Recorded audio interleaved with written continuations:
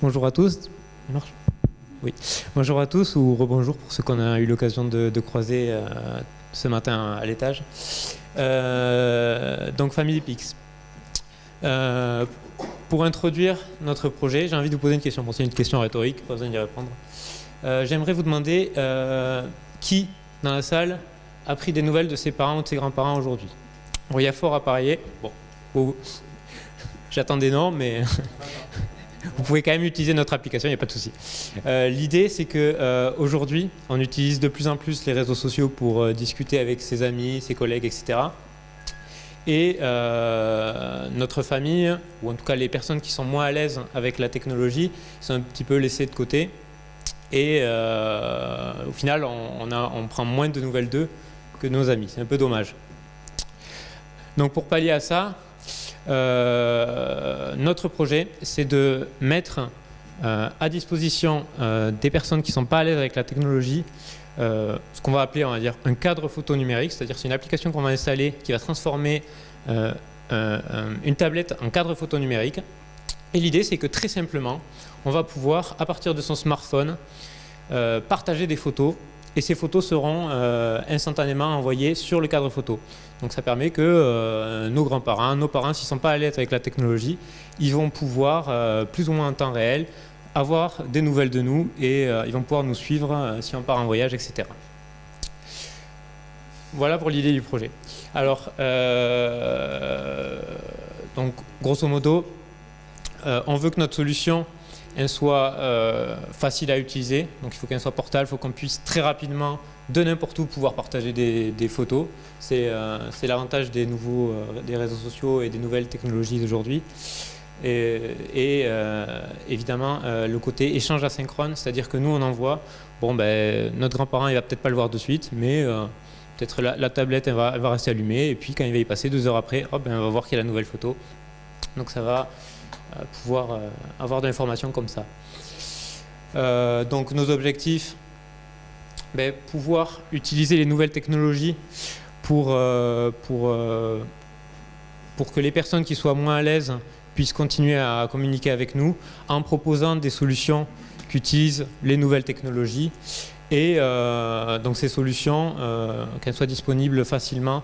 Donc l'application pour l'instant, l'application tablette, elle est uniquement Android et pour le contenu, l'interface pour envoyer du contenu, c'est pour le moment une interface web HTML5 voilà, qui s'adapte en fait à la taille des différents périphériques. Voilà, je vais laisser mes collègues vous faire une petite démo en direct. Voilà, donc du coup pour la démo c'est bon, j'ai mis l'image. Donc pour la démo c'est une application, du coup c'est une application web qui est assez simple. Donc dans le cadre de cette démo, nous avons déjà créé un compte sur l'application et nous avons lié au compte avec la tablette. Donc la tablette affiche une image et nous avons entré juste l'identifiant qui est inscrit sur l'image, sur la tablette. Et donc l'application est se présente de cette façon-là. On va simplement, donc le but c'est de prendre des images et de partager des instants. Donc là, on a partagé l'instant actuel avec notre famille. Donc qu'est-ce que je suis en train de faire? Actuellement, je suis en train de participer au concours GPE. Et donc du coup, je me prends une photo. Voilà, je suis en train de participer au concours GPE. Très bien. Pardon. Oui, effectivement. Mais du coup, j'ai besoin de mes 2 mains. Oui, donc je suis en train de participer. Ah voilà. Tu me le tiens? Ok, parfait. Donc du coup, je suis en train de participer au concours GPE. Je me suis pris en photo. Je peux mettre un petit commentaire ici.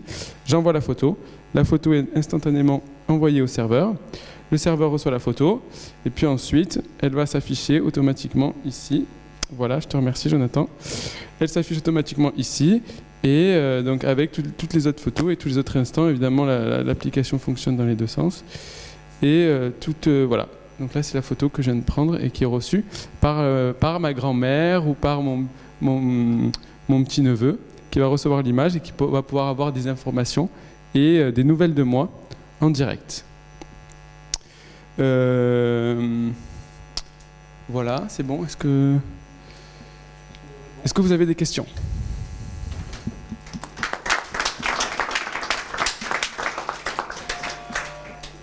Parfait. Désolé pour le micro. Merci pour la démonstration. La première question, en fait, c'est le business model que vous pourriez avoir derrière. Alors on avait réfléchi, on avait deux principaux axes. Le premier, ça serait peut-être se rapprocher des maisons de retraite pour essayer d'avoir un partenariat, ce qui pourrait être intéressant. Une maison de retraite pourrait être intéressée de proposer un service tel que le nôtre. Ça serait un plus-value pour elle et ça permettrait pour nous d'avoir des retours rapides des premiers utilisateurs. Voilà, donc les maisons de retraite pourraient nous rémunérer. Et après, oui, ce serait sur la forme d'un abonnement ou d'un freemium, c'est-à-dire l'application est gratuite jusqu'à un certain taux d'utilisation ou jusqu'à un certain nombre d'utilisateurs par tablette, par exemple, et puis des fonctionnalités supplémentaires pour les personnes qui auraient besoin du coup d'utiliser plus l'application et donc de payer une certaine somme par mois. Alors juste pour votre information, vous savez qu'il y a le centre de la Silver Economy qui est juste derrière vous là. Oui, on sait. Donc allez discuter un petit peu avec eux, j'imagine. Bravo, moi je trouve déjà l'idée excellente. Moi j'ai le besoin chez moi avec mes parents, donc ça n'existe pas en fait. Il n'y a pas au niveau de l'état de l'art. Vous avez regardé un peu ce qui se faisait. Alors, il y a des produits qui existent, mais aucun qui se présente sous cette forme. Il y a une entreprise qui s'appelle Familéo qui fait un produit un petit peu similaire, sauf que ça arrive dans les maisons de retraite sous forme de gazette papier. Donc, c'est-à-dire on prend des photos sur le smartphone, puis après ça se transforme en gazette papier que les personnes reçoivent. Mais du coup, c'est pas sous la même forme puisque c'est vraiment quelque chose qui va être plus fixe et c'est pas de l'instantané. Une remarque complémentaire, effectivement, je pense que cette idée, elle est bien si c'est super bien packagé, travailler sur la simplicité, l'ergonomie, des coûts simples, à la limite même l'abonnement, je pense que pour les personnes âgées c'est un peu compliqué peut-être, mais un truc à 100 €, 80 €, travailler plutôt sur un modèle le plus simple possible. Je pense que comme ça, à vue de nez, si c'est cette cible en tout cas de personnes âgées, il faut... Finalement, le différenciant, c'est la simplicité d'utilisation. Oui. Ah oui, tout à fait. Oui. On avait une question d'ailleurs quand on est passé sur votre stand que je vous repose pour les autres membres du jury. C'est donc est-ce que pour vous c'est une application ou est-ce que c'est du matériel que vous vendez? Oui, alors du coup c'est une application. C'est vraiment une application. Au départ, ce qu'on voulait faire, c'était décliner ça sous forme de matériel. Donc on voulait développer ça sur un Raspberry et donc créer notre propre matériel. Mais on s'est rendu compte que ça coûtait trop cher. Et du coup, on a décidé de créer une application. Et du coup, les tablettes Android coûtent aujourd'hui très peu cher. On peut en avoir pour une quinzaine d'euros.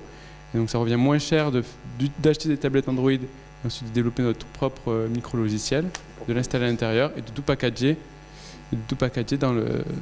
dans une tablette Android qui est déjà prête. D'accord, donc ça a évolué depuis tout à l'heure, c'est bien? Oui, bah oui, c'est le principe. Non, bravo, c'est bien. Je pense que là, on est typiquement sur un cas d'usage qui est décliné jusqu'au bout. Il faut faire gaffe parce qu'il y a des trucs comme Facebook qui existent. Donc, il faut quand même être bien sûr que les grands-parents, ils vont plutôt utiliser ça que Facebook. Donc là, il y a quand même un point sur la fonctionnalité qui est important. Je pense que maintenant, je crois que vous ne l'avez pas encore fait, il faut vite aller tester le truc. Je pense que globalement, il faut vraiment se dire que très très très tôt, il faut trouver des grands-parents, il faut trouver des gens qui jouent le jeu, mais il faut tester. Et je le dis à vous, je le dis aussi à toutes les autres équipes, il ne faut pas hésiter le plus tôt possible dans le process, commencer à voir comment ça se passe dans la vraie vie. D'accord ? Oui. Oui. Merci.